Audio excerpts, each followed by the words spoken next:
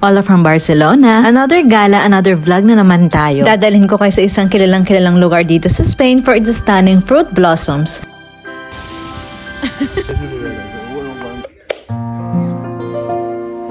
Good morning! Grabe yung tulog namin. Napagod kami kahapon sa maghapong pag-iikot sa Lleida at Maquinensa sa Aragon. Ito ang part 3 ng ating gala vlog. Tinatamad pa bumangon ng pamilya ko kaya i-ready ko na lang muna ang almusal namin. Nagstay kami sa isang apartment na nilanlang namin through Airbnb. Malinis, maganda at sapat na para sa aming apat.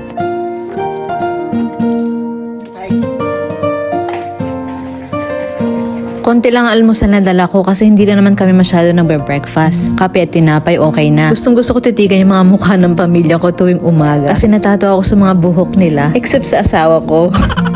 Maganda ang gising ni Mister, ang aga-agang kulit agad. Si Jana mahilig sa cheese kaya sinisigurado ko palagi na meron akong dala. Kapag nagre-rent ako ng Airbnb, palagi kong sinisigurado na malinis bago kami mag-check out. Hindi naman literal na imamap ko pa yung floor pero yung hugasan ko lahat ng mga ginamit namin at ayusin ang kama, ganun. Nakakahiya naman kasi pakasabihin burara mga Pilipino. Napansin ko na baligtad pa lang sweater ko. Ilamig kasi ako kagabi ng konti kaya tumayo at isinuot ko siya sa dilim para din magising ang pamilya ko. Ito mga bagay na nagpapasaya sa akin, yung family bonding, bagong life experiences, pagkain. Ganito na siguro kapag nagkakaedad ka. Hindi pa naman ako matanda, magto 36 pa lang ako. Pero yun nga, habang tumatanda ako, nare-realize ko kung ano mas importante sa buhay. Payong tol, payong pala kasi umuulan. May isa sa amin na di naligo, hulaan nyo na lang kung sino.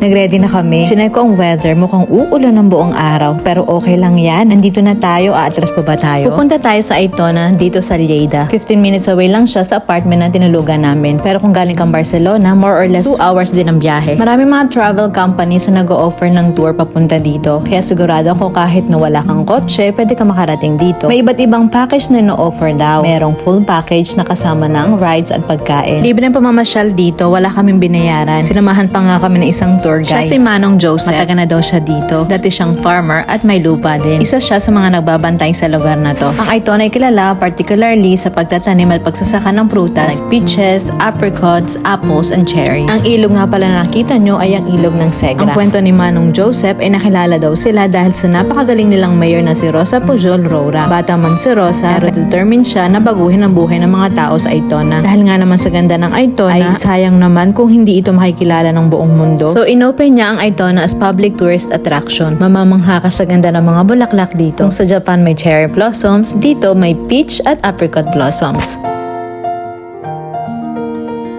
Ang unang pinakita sa amin ni Manong Joseph ay ang puno ng almonds. Eto nga at namumunga na sila. Mukhang malusog at talagang alagang-alaga ang lugar na ito. Sunod naman ay mga puno ng peras. Naitanong ko nga sa kanya, bakit parang mabababa yung puno dito? Meron kasi dun sa bahay ni Lola, kaya tuloy parang na-compare ko. Sabi ni Manong, inaalagaan at tinitrim nila ang mga puno para hindi sila masyadong lumaki. Para daw ito sa mabilisang pag-harvest. So di na nila kakailanganin ng hagdan. Abot kamay na lang ang mga prutas. Tinanong ko naman sa kanya kung ano naman ito mga puting plastic na nakabalot sa mga bagong sibol na puno. Sabi niya dahil sa dami ng prutas dito, marami ring koneho. Rabbits daw ang kalaban nila at mga ibon. Kaya pinoprotektahan nila ang mga bagong sibol para may chance na lumaki at mabuhay ang mga puno na ito. Sana? Ito naman ang mga puno ng peach. Pink din ang mga bulaklak nito. Parang sa Japan, no? Isasuggest ko sa inyo na bisitahin ito in the first 2 weeks of March kasi mas punong-puno daw ito ng bulaklak. Medyo late na kasi kami nagpunta kaya nanlagas ng karamihan. Pero maganda pa rin. Buti na lang naabutan pa rin namin. Malaki ang lugar na ito, umaabot daw sa 8,500 hectares. Kaya naman pinapayagan nila na pumasok ang mga sasakyan dito. Kasi baka hindi mo malibot lahat. Sa laki ng camp, inakakollect sila ng 130 million kilos ng prutas every year na dinidistribute sa iba't ibang parte ng mundo. Sana makarating din ng Pilipinas. Hola from Barcelona. Molt bé.